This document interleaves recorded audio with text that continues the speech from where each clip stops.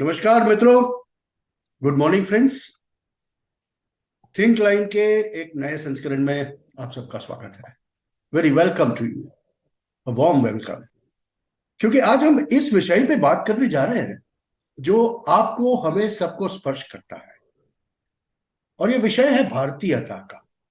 वैश्विक स्तर पर where does Indian stand after 75 years of independence. काफी लोगों को यह प्रतीत होता है, हमने ये देखा भी है कि it's since last 10 years that we are feeling proud to be Indians। हमें भारतीय होने का एक गर्व हो रहा है। उसकी वजह भी है, देश में ऐसे लोग हैं, ऐसे तत्व हैं, ऐसी एक विचारधारा है जो अपने राष्ट्रीय राजदंड को भी, सिंगोल को भी छिपा कर रखता है और उसे पहले प्राइम मिनिस्टर की वॉकिंग स्टिक, छड़ी, चलने की छड़ी बता रहा है। ऐसे भी तबके हैं, साथ में ऐसे भी तबके हैं जो 22 साल बाद विदेश से एक डॉक्यूमेंट्री रिलीज करवाते हैं, करते हैं किसी का हाथा बन के। और फिर जब वही तत्व कश्मीर फाइल्स जैसी एक रियलिटी सामने आती है या केरला स्टोरी जैसी एक रियलिटी सामने आती है तो कुछ और बात करने लगते हैं, फ्रीडम ऑफ स्पीच की बात करने लगते हैं। That should be ban, that is what they से। तो बात हम करेंगे वैश्विक भारतीय की। What is an Indian in the world today? We talk that we are Indians. I certainly say that I'm an Indian and I'm proud to be an Indian. And people respect me for that. Have we achieved that respect? Maybe a bit too late. But since last 10 years, we are understanding something. What is the meaning of a nation? तो ये सब की बातें करने के लिए हमारे साथ है डॉक्टर रतन शारदा जी। रतन शारदा जी को शायद ऐसा ही कोई मेरा दर्शक होगा जो नहीं जानता होगा। इन्होंने तकरीबन 9 किताबें लिखी है, भारतीयता के ऊपर लिखी है, भारतीय संस्कृति के ऊपर लिखी है, समाज सेवा कैसे होती है उसके ऊपर लिखा है, और साथ में सांप्रत विषयों में एक सटीक भारतीय विचारधारा क्या होती है उन्हें भी वो बताते आए हैं। He is been telling that through different mediums and we welcome him. Sir, आपका बहुत बहुत स्वागत है हमारे छोटे से एक चैनल पर। नमस्ते हिमांशु जी। हमारा एक प्रयास रहा नमस्कार है हिमांशु जी। हमेशा से कि लोगों को सच्ची विचारधारा क्या है, what is the true line of thinking that people must know and what they should realize. If I start with a question that why is it so that freedom of speech is good for someone and when the roles are reversed, it is not good for them? What is that? Do we call that a hypocrisy? Himanshu ji, hypocrisy नहीं है ये। तो क्या है आप sir? पहले तो आपका मुझे आपके चैनल पर बुलाने के लिए धन्यवाद। मैं ऐसा आपको शुभकामना देता हूँ कि जल्दी ही आपकी जो चैनल है ये पॉपुलर हो जाए, बड़ी हो जाए, और बड़ी होने के बाद ही आप मुझे बुलाएं। Sir, definitely I will keep calling you as and when the time okay comes. Now, okay now the real issue that talked about, that ये हिपोक्रेसी नहीं है। ये लेफ्ट की ये पहले से फिलोसफी, आइडियोलॉजी है। वो Mm-hmm. लेफ्ट जो कल्ट है, जो अपने आप एक रिलीजन है, उसका कहना है कि मेरा सत्य सत्य है, बाकी सबका सत्य झूठ है, और इस झूठ है उसको बोलने देना नहीं चाहिए। अच्छा। तो इस सत्य को स्थापित करने के लिए उन्होंने लगभग 10 करोड़ लोगों की जानें ले ली। वो रशिया की क्रांति होगी, चाइना की क्रांति होगी, नॉर्थ कोरिया होगा, केवल इतने देशों ने मिलकर कम्युनिज्म, इस पंथ को स्थापित करने के लिए 10 करोड़ लोगों की जान ले ली, बताने के लिए कि कम्युनिज्म सही है, लेकिन सही तो था नहीं। अब वो जब कम्युनिज्म हारने लग गया, चाहे वो रशिया हो, चाहे चाइना हो, एक नॉर्थ कोरिया जैसा एक विचित्र डायनासोर छोड़कर कहीं भी कम्युनिज्म जैसा माना जाता वैसा तो रहा नहीं। हम्म। तो वो वह जो कम्युनिज्म है, 1930 में ग्रामची ने एक न्यू लेफ्ट की एक मूवमेंट शुरू की थी, आपको पता होगा, जिसको जड़ पकड़ते पकड़ते 30 साल लगे, 1960 के आसपास। बाद में उसको एक एकेडमिक दर्जा मिला, जो कि बिर्मिंघम स्कूल के अंदर चला, जिसके अंदर ये न्यू लेफ्ट को स्थापित किया गया। कल्चरल स्टडीज, कल्चरल हेजीमनी, ये सारा विषय था, जिसके अंदर कोई भी, उन्होंने कहा कि मार्क्स ने जो कहा कि जो पूंजीवाद है ये स्थापित करता है कि समाज कैसा होगा, तो ग्रामची को पता चल गया था कि ये कम्युनिज्म सक्सेसफुल नहीं है। तो उसने कहा पूंजी नहीं, ये जो संस्कृति है अलग अलग समाज की, और संस्कृति के जो ठेकेदार बैठे हैं वह जो डिसाइड करते हैं और समाज वैसे चलता है, तो उनकी जो हेजेमनी, उनकी जो जबरदस्ती उनकी पकड़ है उसको तोड़ना। तो समाज में ऑप्रेस क्लासेस को ढूंढना, ऑप्रेस क्लासेस में छोटी छोटी क्लासेस ढूंढना, उनको विद्रोह के लिए उकसाना। तो जो संगठित रूप से कम्युनिस्ट क्रांति नहीं कर पाई, और छोटी छोटी कई छोटे छोटे झगड़ों से, उत्पातों से उसको समाज को एक तोड़ना, और उसके बाद में कम्युनिज्म का रास्ता खुलेगा। ये उसकी फिलॉसफी थी, आगे कई स्वरूपों में जगह जगह निकली। अभी उसके अंदर फिर जो वोक कल्चर है उसका लेटेस्ट मैनिफेस्टेशन है। वो हम मजाक उड़ाते, लेकिन मजाक नहीं है, वोक का मतलब है to be awake as per left ideology. तो उसके अंदर पहला ये है कि अगर आपके अब जो ऑप्रेसर है और जो लोगों को दबाता है, जो उन्होंने आइडेंटिफाई किया दबाता है, उसके विचारों को सुनने की हमें आवश्यकता है। उसके विचारों को कहीं सुनने देने का भी उनको हक नहीं है, क्योंकि उन्होंने दो लोगों को ऑप्रेस किया है। इसके कारण कैंसल कल्चर शुरू हुआ कि अगर आप ट्रंप नहीं अच्छा लगता, ट्रंप को कैंसिल कर दो, उसको सोशल मीडिया से गायब कर दो, उसको मीडिया से गायब कर दो, उसको कहीं बुलाओ मत। तो वो कैंसिल कल्चर अपने आप ही आया है। तो आप जिसको कहते हैं कि हिपोक्रेसी है, हिपोक्रेसी नहीं है, ये बिल्कुल स्थापित की हुई है उनकी आइडियोलॉजी है कि अपने विरुद्ध कोई विचार चलने नहीं देना, उनको विचार, आपके अगर विचार गलत है वो सिद्ध करने का भी उनको स्थान नहीं देना। ये सब उसका परिणाम है। चाहे फिर वो, उनके साथ इस्लामी लोग भी मिल गए हैं। तो ये जो इस्लामिस्ट लोग हैं, जो इस्लामिज्म चलाते हैं, ये उनके साथ शामिल हो गए हैं। बड़ी विचित्र बात है कि इस्लाम को कम्युनिज्म स्वीकार नहीं है, कम्युनिज्म को इस्लाम स्वीकार नहीं है, लेकिन एकमात्र जो उनके रास्ते में रोड़ा है हिंदुत्व और हिंदू धर्म और भारत, उसको कैसे कमजोर करें, इसके लिए दोनों मिलकर प्रयत्न करने हैं। बाद में आप शायद आपस में लड़के फैसला करेंगे कौन चलेगा। लेकिन इतना ही नहीं, तो ये यहाँ तक प्रभाव पड़ा है कि यूएसए के अंदर जो डेमोक्रेटिक पार्टी है, उसको वोक लोगों ने कब्जा कर लिया है। जिस प्रकार के उनकी बातचीत है, जिस प्रकार के उनकी पॉलिसी है, आप देख रहे हैं, वही भारत में आने के लिए, प्रयत्न करने के लिए सारी शक्तियां एक साथ है। जिसके अलग अलग स्वरूप आप देखते हैं, कभी उसको फार्मर बिल के प्रोटेस्ट में देखते हैं, कभी सीए के प्रोटेस्ट में देखते हैं, कई उसको कॉमन टॉयलेट के रूप में देखते हैं, कई उसको जेंडर और ये ट्रांसजेंडर और फ्लूइड जेंडर के सारी जो एक बहुत उन्होंने विस्तारित कर दिया है, उसको प्रस्तुत करने का प्रयत्न है। बेसिकली समाज, परिवार और ये शादी की संस्था, इसको तोड़ना, क्योंकि वे सबसे समाज को जोड़ के रखती हैं, उनका भारत में प्रयत्न है। तो अब जो भी उसके विरुद्ध आएगा, उसको गिराना, उसको कैंसिल करना, ये उसके पीछे है। तो आप उसको ये मत मानिए कि हिपोक्रेसी है, ये उनकी सोची समझी एक उनके सिद्धांत है। सिद्धांत है। तो सर, ये जो बात कर रहे थे आप कि ये जो 2023 में हम लोग पहले से देख रहे हैं, we been watching in since the beginning of 2023, कि BBC comes, then Adani comes, then this transgender comes, पहलवानों का होता है, फार्मर्स प्रोटेस्ट होता है। ये सब चीजें कहीं ना कहीं ऐसा लगता है, अभी तो आम लोगों को भी लगने लगा है कि कहीं ना कहीं उसके तार कोई एक जगह से जुड़े हैं।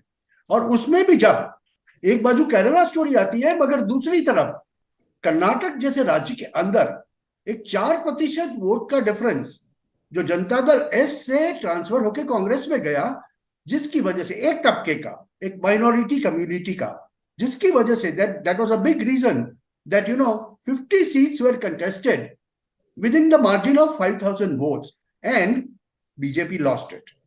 Is all these things leading up to 2024, and then the Singhal comes, the walking stick issue comes. Do you think this is a सोची समझी, जिसको कहे सोची समझी एक यंत्रणा की गई है, the way India is progressing and the way Indian philosophy across the world is gaining ground? देखिए, पहले हिमांशु जी मैं क्लियर कर दूं, ट्रांसजेंडर ये एक नेचुरल परिस्थिति है, और हाँ, जिसके अंदर वो एक अलग विज्ञान है, उसमें नहीं जाऊंगा। मैं फ्लूइड जेंडर की बात कर रहा था, जिसके अंतर्गत एक विचित्र रेस लगी है कि मैं आज अपने आप को बच्चा बोलता हूँ तो मैं बच्चा हूँ, कल मैं अपने आप को महिला बोलूंगा तो आपको मुझे महिला मानना पड़ेगा, फिर मैं आपके खेल कूद के मैदान में उतरूंगा, महिला बन के उतरूंगा और आपको हराऊंगा, उतरूंगी बन के हराऊंगा, परसों मैं कुछ और बन जाऊंगी। ये जो प्रकार है, ये बहुत बड़ा एक अलग खेल है, उसको हम ट्रांसजेंडर और इससे मिक्स मत करें, वो विषय लंबा है, उस पर अभी नहीं लेते। हाँ, अभी ठीक आपने कहा सोची समझी साजिश है, ये पहले से हम कहते आ रहे हैं, और मेरा दृढ़ विश्वास है कि, और मैंने कई बार कहा है कि वास्तव में जो वॉर और सिविलाइजेशन है, दो विचारों की भारत में है। एक वह जो कहता है कि भारत 1947 15 अगस्त को बना विद कृपा of Mountbatten British and Nehru चाचा with some help by Mahatma Gandhi ji, उसके पहले ये राष्ट्र था ही नहीं। बराबर। जबकि गांधी जी ने ऐसा नहीं कहा था, ये अलग बात है, गांधी जी ने कभी नहीं कहा, पर जिसको उन्होंने चुना उसने कहा डिस्कवरी ऑफ इंडिया पढ़ लीजिए, कुछ भी पढ़ लीजिए, तो एक तो कहता है कि भारत एक राष्ट्र था ही नहीं, जिसको अभी राहुल ने कहा कि यूनियन ऑफ स्टेट है वगैरह। और दूसरा ये जो कहता है कि ये भारत बहुत पुराना राष्ट्र है, कम से कम 10,000 साल के डॉक्यूमेंटेड हिस्ट्री है जिसकी, सांस्कृतिक भौगोलिक रूप से एक राष्ट्र था, कई पंथ थे इसके अंदर, संस्कृति एक थी, और वो संस्कृति हिंदुत्व की थी या भारतीयता की थी, जिसके अंदर बहुत सारे उदाहरण है मेरे पास कि कैसे उत्तर से दक्षिण तक, पूर्व से पश्चिम तक ये सारे जो है एक ही तार से जुड़े हुए थे। आपने सेंगोल की बात की, इसी तरह सेंगोल नॉर्थ के अंदर चाहे आप चंद्रगुप्त मौर्य की बात करें, धर्मदंड के रूप में राजा को दिया जाता था, वो पुराने काल से चला आ रहा है। तो ये भी सारी एक संस्कृति का कॉमन एक सिंबल है। तो यह जो सिंबल एकता जो है, यह जागृत हो रही है 2014 के प्रकट रूप से। उसके वजह संघ ने तो काम 100 साल किया, लेकिन प्रकट रूप से जाहिर हो रही है। तो जो 70 साल लगातार बहस चली, एकमात्र देश जिसमें बहस चली कि हम राष्ट्र हैं कि नहीं, हम क्या राष्ट्र हैं, उसको गुमराह करने के लिए मार्क्सिस्ट, लेफ्ट, नेहरूवादियों ने बहुत प्रयत्न किया, इतिहास को तोड़ा मरोड़ा, अब हमारे नैरेटिव को तोड़ा मरोड़ा, ये सारा करते करते ये कंफ्यूजन बना के रखा। लेकिन लगातार संघ और उसके जैसी अन्य शक्तियां ये बार बार ये बताती रही कि हमारा राष्ट्र पुरातन राष्ट्र है और हमारा राष्ट्र एक रहा है वगैरह। अब ये 2014 का डिसाइसिव टर्न आया है, यस। ये वॉर ऑफ सिविलाइजेशन लोगों को समझ आने लगी है। जो आपने गर्व की बात की है, गर्व इसलिए कि जिन अपने गुणों के लिए हमें शर्मिंदा किया जाता था लगातार, आप हिंदू हैं, आपने हिंदू का चिन्ह आपके ऊपर है तो आपके लिए आपको शर्म आ सकती है, पंडा आपका बेकार है, चोर है, डकैत है, वो बलात्कारी है, और बाकी सारे पंथ के राजा मौला सब एकदम वो महान भगवान के लोग हैं। ये सारा जो हमको सुनाया गया कि आपके पंथ धर्म में कुछ अच्छा है ही नहीं, कास्टिज्म, विडो बर्निंग और बच्चों के ऊपर अत्याचार, इसको छोड़ के कुछ है ही नहीं हिंदू समाज में। जो हिंदू धर्म की खासियत थी वो सारी अलग अलग नाम से बेच दो, योग को इंडो इंडिक कुछ कह दो, योग के अभ्यासों को कुछ और कह दो, आयुर्वेद को चोरी करके हर्बल बोल दो वगैरह वगैरह। अब वो सारी बातें लोगों को वापस स्मरण होने लगी, जड़ें बड़ी गहरी है अपनी संस्कृति की। तो ये जो तड़प है कि हमने 70 साल एक तपस्या की इस देश को एक देश न बताते उसको तोड़ने के प्रयत्न में, क्योंकि कम्युनिस्टों ने तो 1942 में 1946 में डिक्लेयर कर दिया था कि ये देश एक है ही नहीं, 16 देशों का ये समूह है, इसके भी 16 राष्ट्र बनाने चाहिए, अधिकारी डॉक्ट्रिन है। तो ये जो डॉक्ट्रिन है उसके कारण उनका तो विचार था, ये अब भी खुलकर कहते हैं सभी लोग। उसके विरुद्ध हम जो कहते हैं कि भारत एक है, तो उसको तोड़ने के लिए जो जो करना पड़ा करेंगे, उसको उनको जैसे कहते हैं ना, उनकी ड्यूटी कर्तव्य है उनका, ऐसा हम कह सकते हैं। तो उसके अंदर अन्य शक्तियां शामिल होती हैं, कारण अलग अलग होंगे। इस्लामी जिहादियों के कारण अलग हो, देश तोड़ने का, उनको गजवा हिंद बनाना, उनको यहाँ पर मुस्लिम राष्ट्र स्थापित, इस्लामिक राष्ट्र स्थापित स्थापित करना है। और दूसरी तरफ चर्च को अपने अपना स्वार्थ है जिसको कन्वर्ट करके उसको क्रॉस गाड़ के भारत के अंदर उसको सबको पाप से बचाना है, उनको पाप से मुक्ति दिलानी है। सबके अपने अपने एजेंडे हैं, लेकिन उस एजेंडा मुख्य रूप से है कि भारत को घायल कैसे किया जाए, भारत को तोड़ा कैसे जाए, ये वो युद्ध है। तो अब जो भी देख रहे हैं उसके अलग अलग मैनिफेस्टेशन है। आज अगर किसान बिल के विरुद्ध जिन्होंने उनको भड़काया, आज किसान फिर रो रहे हैं, उनकी फसलें नहीं बिक रही, कीमत नहीं मिल रही, कोई कोल्ड स्टोरेज नहीं बन रहे, कोई व्यवस्था नहीं लग रही। तो वो धीरे धीरे बाहर आएगा, लोग समझेंगे। लेकिन इसके पीछे जो लोग हैं अलग अलग जगह पे, अलग अलग रूप में, एक महिला, आपको पता होगा, महिला यहाँ पर सीए में भी खड़ी थी, वो महिला किसान आंदोलन में भी खड़ी थी, वो महिला अब यहाँ पर पहलवानों के साथ भी खड़ी थी। पहलवानों का मुद्दा ये खालिस्तान का मुद्दा नहीं है, पहलवानों का मुद्दा खाप पंचायत का मुद्दा नहीं है। लेकिन मुद्दों को बढ़ाने में किसी प्रकार एक अशांति हो, जब अशांति इतनी होगी तो हिंदू समाज जो भीरू है, जो हिंदू समाज लड़ाई वगैरह पसंद नहीं करता है, शांति चाहता है, बहुत अधिक सभ्य है, वो बेचैन हो जाता है। बेचैन होता है तो बोलता है जो मिलता है वही ले लो। तो कर्नाटक के अंदर आपने देखा क्या हुआ, कि जो लड़ाइयाँ असली नकली खड़ी की गई हिंदू वर्सेस इस्लाम जो थी ही नहीं, एक यूनिफॉर्म के मुद्दे को इतना बड़ा बनाया गया।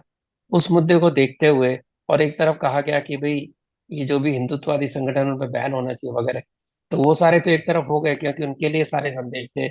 और हिंदू तो जाति पे बट गया, वो अलग अलग जो उनको विशेष इकोनॉमी बेनिफिट थे उस पर बटा।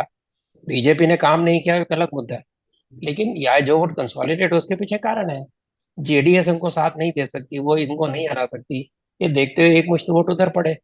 और ये हर जगह टेक्टिकल वोटिंग होती है, उसको आप कुछ भी कह लीजिए। तो इसके पीछे मुख्य मुद्दा है कि भारत की संस्कृति का एक राष्ट्र अगर शक्तिशाली बनता है तो विश्व को तकलीफ है। ये जैसे मैंने कहा, अलग अलग कल्ट जो है, चाहे कम्युनिज्म है, चाहे इस्लामिज्म है, चाहे क्रिश्चियनिज्म है, एक उनको कष्ट है। और नक्सलों को तो है ही, जो कम्युनिस्टों की ही जाति से उत्पन्न हुए हैं। ये उसके पीछे मेन बात है। मगर सर ये जो एक मैं दो दो दो एग्जांपल्स लूंगा पिछले सालों के। एक तो नॉर्थ ईस्ट का जो टर्न अराउंड हुआ है एक तरह से, अभी मणिपुर में हिंसा हो रही है, all right, there are reasons for that, there are external forces there, but अभी एक नॉर्थ ईस्ट का एकजुट होना, is that a good indication or a bad indication? That's one thing. And the other thing, which I will take up an example of, the films like Kerala Story, which is coming, which has come out now. And I'm in Surat, so I'm add that to something more here. यहाँ पर भी काफी लोग हैं, 2-2 लाख 3-3 लाख लोग धीरेन्द्र शास्त्री जी के discourse में जाते हैं रोज, 40 डिग्री की गर्मी में भी। अभी ये दोनों को आप कैसे देखेंगे? ऐसे लोग हैं जो बैन करने की बात कर रहे हैं, एक बाजू केरला स्टोरी को बैन करने की बात हो रही है, अभी भी वो बंद नहीं हुआ। वेस्ट बंगाल के चीफ मिनिस्टर ने तो बैन भी कर दिया, वो भी किया उन्होंने। तो इन सब चीजों को जब हम देखते हैं तो क्या आप समझते हैं कि भारतीय हिंदू इतना परिपक्व हो चुका है कि वो ये सब के अगेंस्ट द टाइड, ये सब चीजों के अगेंस्ट द टाइड स्विम करके भी बाहर निकल आएगा? वैश्विक तरह से जिस तरफ से अपनी पहचान एक प्रस्थापित हो रही है, उसको प्रस्थापित कर पाएगा? देखिए, विश्व भर में जहां जहां हिंदू गया है उसने हजारों सालों से जहां जहां गया उसने अपनी संस्कृति स्थापित की है। कभी किसी को पददलित नहीं किया, कभी किसी को एक्सप्लॉइट नहीं किया, कभी किसी को धर्म पंथ के नाम पे मारा नहीं। तो वो जब लोगों को पता चलता था हिंदू लोगों के बारे में, तो लोगों के में आस्था जागती है। और विश्व भर में जिस प्रकार से मोदी जी ने वातावरण खड़ा किया है, उसके कारण वहाँ के लोग तो सारे सर ऊंचा करके चलते ही हैं। क्योंकि आप किसी से बात कर दिए प्रवासी भारतीय, आप क्या यस। भी बड़े खूबसूरत में होंगे, द एंटायर एटमोसफियर है चेंज।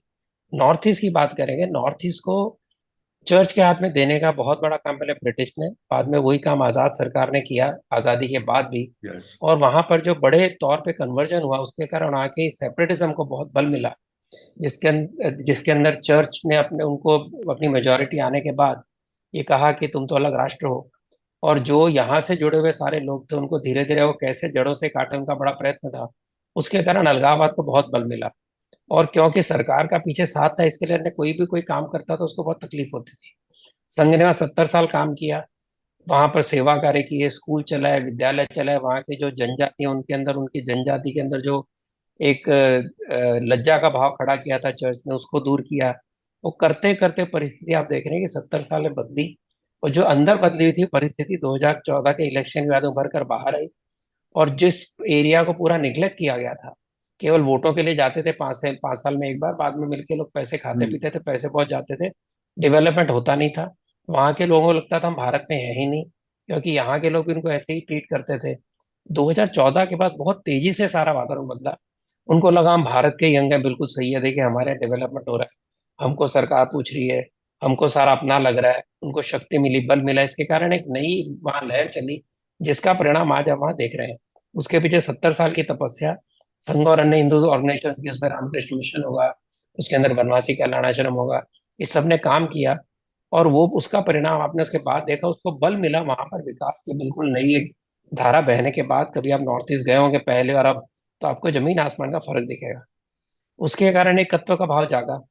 अभी वो जो ट्राइब है वहां पर, अलग ट्राइब्स के अंदर पहले भी एक कंपटीशन थी, आपस में संघर्ष होते रहते थे। और कई उसके कारण थे। मणिपुर के अंदर सालों साल ये चलता रहा, पिछले 70-75 साल की, पिछले 9 साल तो नहीं लेकिन 70 साल तक चलता रहा कि हफ्तों की वहाँ वो रोड ब्लॉक हो जाते थे। नागलों की जब मर्जी ब्लॉक कर देते थे, दिनों दिनों तो ब्लॉक रहते थे, पेट्रोल नहीं जाता था, फ्यूल नहीं जाता था, राशन नहीं जाता था। और वहां पर साधन थे ही नहीं कि ऊपर से कोई बाई एयर चला जाए सामान, ज्यादा एयरपोर्ट भी नहीं थे और इतना जा भी नहीं सकता। तो सारे के कारण कभी हम न्यूज में पढ़ते ही नहीं थे, दिनों दिनों तक बंद रहता था। आज जब मणिपुर में हो रहा है, क्योंकि वो एकत्व का भाव जागा है, क्योंकि इस बाकी भारत से जुड़ गया नॉर्थ ईस्ट, आज आपको खबरें खुलकर सुननी मिल रही हैं।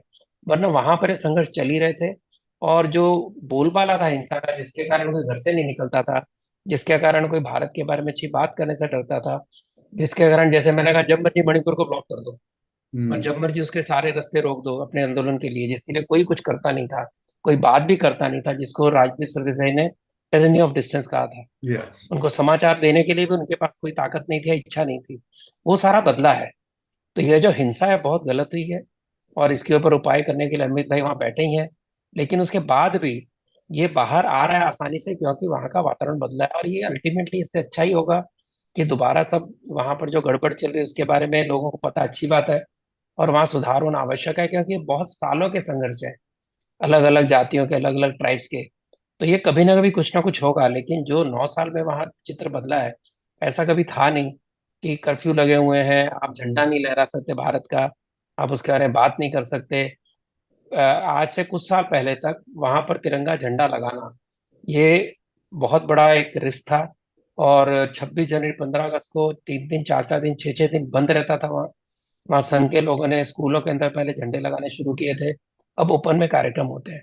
इस बहुत बड़े बदलाव में अगर कहीं पर हिंसा हुई है, बहुत गलत हुई है, और टाइम पे एक्शन होना चाहिए था। लेकिन शायद इतना बड़ा वो स्तर था, जितने बड़े षड्यंत्र थे कि सरकार काबू नहीं कर पाई, लेकिन शीघ्र शीघ्र ही काबू कर पाएगी। ये भी सारा उसी का हिस्सा है जिसके अंदर भारत को एक देखने वाले लोगों को संकट है। जहां तक केरल स्टोरी की बात है, सीधी बात है कि जो लोगों ने अपने भारत को इस्लामिक राष्ट्र बनाने के प्रयत्न में ये सब इतने सालों से अलग अलग प्रकार के जिहाद चलाए हैं, उसके कारण जो पोल खुल रही है उससे बेचैन है। और सेक्युलर जो वोट के कारण लगातार ऐसी शक्तियों को साथ देते रहे, मोपला राइट्स के बाद से लेकर आज, उनको लग रहा है कि भी ये तो हमारा खेल खत्म होगा वोट बैंक का, इसके कारण सारा चल रहा है। उसकी ज्यादा चिंता करने की आवश्यकता नहीं है। अगर 2 फिल्मों से सेक्युलरिज्म की इतनी हवा निकल जाती है, तो निश्चित रूप से उनकी जड़ें हैं ही नहीं। वो हम्म। एक ऐसा कंस्ट्रक्ट है जो हम पर थोपा गया 1947 के बाद में, क्योंकि हिंदू तो था ही, हमारे तरीके से सेकुलर था, वेस्टर्न तरीके से नहीं। लेकिन सबको इज्जत देना, पंथों को, धर्मों को उनका स्थान देना हम कर रहे थे। उसके वेस्टर्न कंसेप्ट लाके हमको नास्तिक निधर्मी बनाने का प्रयत्न किया, वो नहीं चलेगा। और ये ऐसी फिल्में जो आई हैं, इसके कारण उनके जो 70 साल की मेहनत से पानी फिर रहा है, इसके हम्म। कारण सभी बेचैन है। और हिंदू जो जागा है, इसके कारण ब्रह्मचारी जी के यहाँ, शास्त्री जी के यहाँ लोग जाते हैं, अन्य जो गुरु हैं उनके यहाँ लोग जा रहे हैं। ये उनकी भावना का द्योतक है कि जो पहले अपना धर्म और पंथ से शर्माते थे, आज उनको गर्व है कि हम वो है, क्योंकि उनकी जागृति हुई है। और इसके कारण देखेंगे तरुण लोग भी इसके अंदर, युवक युवतियां भी अपने धार्मिक जागरण में पूरे जोर शोर से लगे हैं। ये अच्छी साइंस है, इसमें कोई बेचैन होने की आवश्यकता नहीं। लास्ट डिच बैटल में इसको कहता हूँ कि हम्म। ये 2024 उनको लगता है कि अगर फिर मोदी जी आ गए तो हमारा खेल खत्म है। उसके लिए जितनी बेचैनी, जितनी अनारकी समाज में कर सके करेंगे। उसके अंदर हम कितने धीर गंभीर होके इकट्ठे खड़े रहते हैं, ये हम पर है। सर, ये बात ये आपने जो कही ना, लास्ट डिच बैटल इन 2020, एक अभी ऐसा गुजरात में। लेफ्ट मानता है। मैं नहीं हाँ। मानता हूँ कि अगर हार गए तो भी पीछे हटेंगे, लेकिन उनके लिए बहुत मौका है, क्योंकि जो उनका जो षड्यंत्र ओपन हो रहा है, जो उनके बारे में अनास्था लोगों की जाग गई है, और हम्म। पता चल गया किस तरह झूठ बोल बोल के 70 साल हमको उन्होंने एक प्रकार से बेवकूफ बनाया और हमको गलत राह पे चलाया। जैसे मैंने कहा कि एकमात्र देश है जिसे 75 साल हम विचार नहीं कर पाए तो राष्ट्र कैसे हैं, कौन है हम, इतनी पुरानी जड़ें होने के बाद। तो सारा जो हो रहा है उसके कारण ये तो आपको दिख रहा है सामने। सर, ये इसी के ऊपर मैं आऊंगा कि अभी यही सब 6 8 महीने पहले, 10 महीने पहले गुजरात के चुनाव हुए थे। तो वहां पर गुजरात के चुनाव हुए, उसके साथ में हिमाचल के भी हुए, दिल्ली म्यूनिसिपल बॉडी के भी चुनाव हुए। और उसके बाद किसी ने ट्विटर पर एक ट्वीट किया था कि till now 742 million votes have been cast for Modi. Modi ji के लिए, मतलब भारतीय जनता पार्टी के लिए, प्रिंसिपली मोदी जी के लिए 742 मिलियन वोट्स आए हैं। अभी 140 करोड़ का हमारा देश है। जो 2024 का जो चुनाव आएगा, तो यह आंकड़ा बढ़ के तकरीबन 1200 मिलियन पे हो जाएगा। तो जब वैश्विक स्तर के ऊपर, in the world stage, when we see the visuals, ये विजुअल से सिंबोलिज्म होते हैं कि जो बाइडेन बाइडेन खड़ा होके मोदी जी के पास आता है, when Modi ji goes to US, despite being in Navratri, there is an 80,000 audience, and with Donald Trump they walk hand in hand. See, these are the visuals which is coming out, which gives a feeling that India has started playing its part as a Vishwa Guru. और उसकी एक वजह यह भी है कि अभी ये साल हमारे पास न्यूज आ रही है कि अमेरिकन इकोनॉमी, मैं इन सबको जोड़ के आपसे एक सवाल पूछ रहा हूं कि जिसका जवाब बहुत इंटरेस्टिंग होगा शायद मेरे लिए। 31.5 trillion economy is going in terms. The interest rate, which was 0.5% has gone up to 5.5%. The local debt is about $31 trillion. ना इसमें से ये इकोनॉमी धीरे धीरे बाहर आएगी नहीं आएगी, God knows, but that capitalism model of economic governance has failed. Do you think in that this Hindu economy, the Sanatan economy model, and here I am distinguishing between a family unit and an individual unit. हमारे यहाँ भी काफी लोग हैं ऐसे कि जो पश्चिमी कैपिटलिज्म से बहुत प्रभावित है, मगर फिर भी आज देखा जाए तो यूएस के अंदर बसने वाले इंडियंस के अंदर फैमिली यूनिट मौजूद है. That is the only unit which works and which is the reason for that them being rich superior to other Americans, and that is the cause of jealousy. क्या कहेंगे आप इसके बारे में? That's a देखिए, world आपका पहले economy that I'm आखिरी talking स्टेट आपकी आखिरी स्टेटमेंट का पहले जवाब दूंगा। यूएसए के about. अंदर क्योंकि परिवार, ये संस्था बहुत मजबूत है भारतीय लोगों की, Yes, इसके कारण उस पर अटैक हो रहा है। हाँ, चाहे वो स्कूल के सिलेबस में हो रहा हो, चाहे भारतीय yes, लोगों को कास्टिज्म के नाम पे एक तरह से उनको प्रोसिक्यूट किया जा रहा हो, नए नए बिल लाए जा रहे हैं, सारे इसलिए कि भारतीय लोगों को तोड़ने के लिए एक लेफ्ट का प्रयत्न है। क्योंकि वो अगर टूटता है तभी इनका मार्ग सफल होता है। क्योंकि अगर बाकी लोगों ने मान लिया कि परिवार ये इनकी सबसे बड़ी मजबूती है और लोग भी करने लग गए, तो इनका क्या होगा? इनके लिए समाज टूटना चाहिए। ये सब मैंने आपको पहले बता दिया। तो इसके कारण वहां जो ये सारा चल रहा है यूएसए में, उसका मुख्य कारण है कि ये जो परिवार और समाज की यूनिट जो है, एक जाति की, और जाति ने पॉजिटिव मैनर, कम्युनिटी की जो फीलिंग है भारतीयों की, और सब उनका परिवार जो अपने सबको पालता है, बड़ों को, बच्चों को, इसके कारण एक वहाँ की जो वोक लोगों की बड़ी समस्या है, इसलिए उसका विरोध है। और अब आते हैं विश्व गुरु की बात। मैं नहीं yes. मानता कि हम विश्व गुरु बन गए हैं। ये शब्द का हम बहुत लूजली उपयोग करते हैं, ये सही नहीं है। विश्व गुरु बनना है। आज हमारी परिस्थिति नहीं, हम खुद को अभी भी पूरा तरीके से समृद्ध हर दृष्टि से Yes. आखिर तबके तक नहीं कर पाए हैं। हमारी आज भी समाज के अंदर अनुशासनहीनता, आज भी समाज के अंदर एक अपनी मर्जी चलाने का, और एक कई जगह अश्रद्धा का भी वातावरण है, और हमारे यहाँ भी समस्याएं हैं। तो इसके, और अगर हमारी जो नॉलेज सिस्टम है, इसको हम कॉम्प्रोमाइज करते हैं, तो हम विश्वगुरु नहीं बन सकते। इसके कारण नॉलेज सिस्टम को जब तक हम नहीं अपनाते हमारे एजुकेशन में, भारतीय नॉलेज सिस्टम को जब तक हम अपने विद्या को नहीं बदलते, तब तक विश्वगुरु अपने आप को कहना कुछ अतिशयोक्ति हो जाएगी। लेकिन उस मार्ग पर है, और एक विश्व को अलग मार्ग देने की परिस्थिति में आ गए हैं। क्योंकि हमने दिखा दिया है कोरोना और उसके बाद में कि हमारा समाज, हमारी संस्कृति, ये हमारी शक्ति है, जिसके कारण इतनी बड़ी आपदा के बाद भी विश्व में सबसे स्टेबल रहने वाला और सबसे जल्दी उसे बाहर आने वाला भारतीय देश है। ये जो भारतीय मॉडल है, जिसका आधार परिवार, समाज और देश, इसके प्रति हमारी आस्था है, जिसके अंदर आखिरी व्यक्ति को उसका बेनिफिट मिलना चाहिए, ये सारे जो हिंदू इकोनॉमी के बेस हैं, जिसके अंदर आप कहते हैं केवल मटेरियल नीड नहीं तो स्पिरिचुअल नीड भी व्यक्ति के पूरे होने चाहिए, यह जो विचार है, ये जब जाएगा विश्व में, तो कैपिटलिज्म फेल होने वाला है। कम्युनिज्म फेल हो रहा है। ये आज से बहुत पहले संघ के जो एक बहुत बड़े विचारक दत्तोपंत ठेंगड़ी 1965-70 में कह दिया था कि कम्युनिज्म फेल हो रहा है। जो कम्युनिज्म फेल हो रहा है, और जो कैपिटलिज्म और उस कम्युनिज्म में फर्क क्या है? दोनों मटेरियल नीड की बात पूरी करते हैं। एक कहता है कि जो राज्य है, स्टेट है, वह सारा कुछ पूरा करेगा, इंडिविजुअल के पास कुछ नहीं होगा। दूसरा कहता है सब हक इंडिविजुअल को होंगे, उसके हर तरह की नीड पूरी करें, उसके लिए जो स्टेट है उसको वैसा वातावरण पैदा करेगा। लेकिन कहीं भी उसके आंतरिक, उसकी एक मानसिक भूख, उसकी जो स्पिरिचुअल भूख है, उसकी नीड है, उसको सेटिस्फाई करने की बात नहीं होती। तो जितना आप देते हैं मटेरियल नीड, उतनी बढ़ती जाती है। तो उसके बाद भी निराशा जागती है। आप देख लीजिए पश्चिम के अंदर जो लोग फिर भारत की संस्कृति है, बुद्ध के ऊपर आ रहे हैं, उसका कारण क्या है? सब कुछ इनको मिलने का, आगे क्या? यह जो प्रश्न खड़ा होता है, और जो व्यक्तिगत स्वार्थ, चाहे वो कम्युनिज्म का हो, पार्टी का स्वार्थ, चाहे व्यक्तिगत स्वार्थ इंडिविजुअलिज्म कैपिटलिज्म का हो, दोनों का अंत वही है कि अपने स्वार्थ के कारण बाकी किसी का भला होने नहीं देते, और उनको ऑप्रेस करते हैं, अलग अलग तरीके से ऑप्रेस करते हैं। एक तरफ स्टेट इंडिविजुअल को ऑप्रेस करता है, एक तरफ इंडिविजुअल सोसाइटी को ऑप्रेस करता है। तो इसके अंदर जो नया, जो एक थर्ड वे जो कहते हैं, वो भारतीय सोच, भारतीय इकोनॉमिक्स, जिसको इंटीग्रल यूनिज्म के नाम से दीनदयाल उपाध्याय जी ने प्रस्तुत किया था, ये उसका जो सार है। अगर हम उसको सिद्ध कर सकते हैं अपने साथ, तो लोग करेंगे। हम केवल बातें करेंगे और अपने आप ही ऐसे अत्याचार होंगे, तो लोग क्यों सुनेंगे? तो विश्व की बात करना अधूरी है। लेकिन निश्चित रूप से उस मार्ग पे हम चल रहे हैं।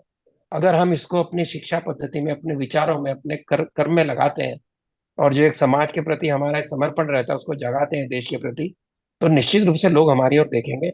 हमारा ऐसा एक राष्ट्रवाद है जो वेस्टर्न राष्ट्रवाद नहीं है, जो अपने आप को उठाने के लिए दूसरे को गिराए बिना और अपने आप को संगठित करके अपने प्रति एक मातृभूमि के प्रति जो हमारा आदर भाव है, हम मातृभूमि कहते हैं, बाकी तो पितृभूमि कहते हैं। तो हमारा जो एक देवी के रूप में भारत माता को देखने का, अपनी जमीन को, अपने देश को देखने का जो हमारा तरीका है, और उसके कारण अपना कुछ ना कुछ देना देश के लिए, समाज के लिए देना, ये जो प्रवृत्ति है, ये प्रवृत्ति हमको लोगों से अलग करती है। वही हमारी सक्सेस का एक, आज जो कोविड के बाद देख रहे हैं उसका कारण है। और जब लोग इसे उदात्त विचार स्वीकार करेंगे, केवल वेस्टर्न जो इंपीरियलिज्म उसको नहीं, और इंडिविजुअलिज्म या एक तरफ स्टेट कंट्रोल की बात नहीं करेंगे, तो भारत ये मार्ग दिखाएगा। Sir, one last question, and that is very little time we have. But then, what do you see the road ahead in 2024 and after that? How do you see देखिए, it? Road ahead तो ये तो जो पिछले 9 सालों से 2024 तक जो कुछ हमने गेन किया है, जिसके अंदर एक राष्ट्रत्व का भाव है, जिसके अंदर एक अपने बारे में गौरव है, जिसके बारे में अपने आप में एक आस्था है कि हम कुछ कर सकते हैं। तरुण आज देखिए बड़ी संख्या में उद्योग में जा रहे हैं, काम में जा रहे हैं। ये जो एक पॉजिटिविटी का वातावरण है, ये आगे बढ़ेगा। और जो मोदी जी ने लगातार प्रयत्न किया है कि आखिरी व्यक्ति जो है उस भीड़ के अंदर उसको सब कुछ मिले, चाहे टॉयलेट हो, पानी हो, बिजली हो, जिसकी हम सालों साल बात करते थे, देते नहीं थे, क्योंकि दे दिया तो वोट नहीं आएंगे। तो वो जो दे रहे हैं, और जिस प्रकार से सारे देश को जोड़ने के लिए बड़ा इंफ्रास्ट्रक्चर बन रहा है, एक देश के स्वास्थ्य के ऊपर जिस प्रकार से प्रयत्न हो रहे हैं, गरीब से गरीब व्यक्ति को जिस प्रकार से आर्थिक लाभ बिना भ्रष्टाचार के मिल रहा है, ये सारे के कारण एक ऐसा एक सुखी समाज बनेगा, ऐसा एक अच्छा समाज बनेगा जो देश को आगे ले जाने के लिए जिस प्रकार का वातावरण बन रहा है वो काम करेगा। जब सभी लोग कंट्रीब्यूट करेंगे तो देश बड़ा बनेगा, देश महान बनेगा। 2003-4 के अंदर सुदर्शन जी ने उस समय का 2000, हाँ, लगभग 3 के आसपास उन्होंने कहा था आने वाले जो 15 साल में भारत में बहुत बड़ा परिवर्तन होगा, एक बड़ा राष्ट्र बनेगा और विश्व को लीड करने की शक्ति आएगी। और उसके उस समय पर उन्होंने अपना कुछ गणित लगाया था, रामकृष्ण परमहंस से लेकर 175 साल गिने थे। उसके बाद कुछ समय संधि काल रहेगा। संधि काल यानी जब युग परिवर्तन होता है तो बड़ा क्योस होता है। उस क्योस के बाद में भारत एक बहुत बहुत समृद्ध और शक्तिशाली राष्ट्र बनेगा। वो हम संधि काल अब देख रहे हैं। जो हर तरह के झगड़े, केओस, लड़ाई झगड़े जो आप देख रहे हैं, उसी संधि काल का परिणाम है। अगर 2024 सक्सेसफुल जाता है तो संधि काल पूर्ण होगा, जो कि धर्मदंड हमारा बाहर आए अभी लोकसभा के अंदर। तो धर्मदंड का राज्य होगा, लॉ ऑफ जस्ट एक रूल ऑफ जस्टिस और लॉ होगा, और उसके कारण एक न्यू सेंस ऑफ ड्यूटी जो हम भूले हुए थे, देश आगे बढ़ेगा। तो यह परिवर्तन हम 2024 का देखेंगे, ऐसा मेरा विश्वास है। और समाज उसका इंतजार कर रहा है, और उसके पीछे इतने सालों की मेहनत है। वो संघ की मेहनत होगी, उसके पिछले 10 साल मोदी जी की मेहनत होगी, अलग अलग समाज की सज्जन शक्ति की मेहनत होगी। लेकिन जो सुदर्शन जी ने प्रेडिक्ट किया था वो 70% पूरा हुआ है। बाकी 30% 2024 के बाद उस दिशा में जाएंगे। और मैं मानता हूँ कि जो धर्मदंड बाहर आया है, उस जो अमृत काल की बात मोदी जी करते हैं, उसका ये सिंबल है बहुत बड़ा। और we have nothing but hope for the future. तो दोस्तों, ये थे डॉक्टर शारदा। आपने सुनी बात।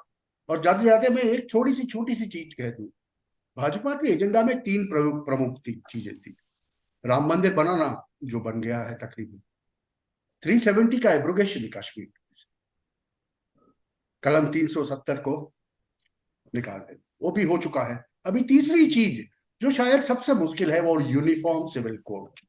And we expect only that by 2024, once the नहीं, governments हम एक और come. भी आशा करते हैं। हम आशा करते हैं कि जो हिंदुओं को उनके मंदिर का कंट्रोल वापस मिलेगा, जिसका दुरुपयोग, हिंदुओं के दान दक्षिणा का दुरुपयोग जो सरकारी लोग कर रहे हैं हर राज्य के, वो हाँ। दूर होगा। और हमारे पैसे हमारे शिक्षा के लिए, हमारे ही संस्कारों को जागृत करने के लिए होगा, हमारे लोगों के एक शिक्षण पद्धति को सुधारने का, कलाओं को विकसित करने का ये एक बड़ा साधन बनेगा। और वो एक बड़ी एक मन में आशा है हिंदुओं के। और बाकी तो ये विषय किसी के विरुद्ध नहीं है। हमारा ही पैसा है, हमारे ही मंदिर है जो अंग्रेजों के रूल को आगे बढ़ाते हुए सारे यस। राष्ट्र, सारे राज्य उसको कंट्रोल कर रहे हैं। भाजपा ने इस तरफ मध्य प्रदेश में कदम उठाया है। आशा है कि वो कदम आगे बढ़ेगा। और एक सही हिंदू बात। समाज के लिए बहुत बड़ा एक रिसोर्स का बड़ा सेंटर जो मंदिर है, फिर वो स्थान गर्व का स्थान बनेंगे, जहाँ कला होगी, संस्कृति होगी, इंडस्ट्री होगा, कॉमर्स होगा, ज्ञान होगा। उस परंपरा को के लिए मंदिरों को फ्री करना आवश्यक है। मानता हूँ ये भी एक एजेंडा का है, जो एजेंडा में है नहीं पर अवश्य होना चाहिए, और मुझे लगता है ओपनली नहीं है तो भी होना चाहिए, क्योंकि ये हिंदू समाज के लिए एक बहुत बड़ी गेन होगा बिना किसी को नुकसान किए हुए। बाकी लोग तो लोगों का नुकसान करे, अपने गोल पूरा करना चाहते हैं। हम तो अपनी चीज वापस मांग रहे हैं, इसमें हम किसी के ऊपर अपेक्षा नहीं रखते, खुद के ऊपर अपेक्षा रखते हैं। So दोस्तों, this was today's talk and I hope you like it. शायद आपको पसंद आएगा. Please do not forget to like, share and subscribe my small channel. We want to grow big and become your daily habit. हम आपकी दैनिक एक बारी आपसे बात करना चाहते हैं, मगर वो करने के लिए आपका सहयोग बहुत जरूरी है. दोस्तों, we only wish and hope that uniform civil code becomes the order of the day in India. Thank you very much. फिर से मिलेंगे एक नए नमस्कार जी, के साथ. ऑल द बेस्ट हिमांशु जी। नमस्ते.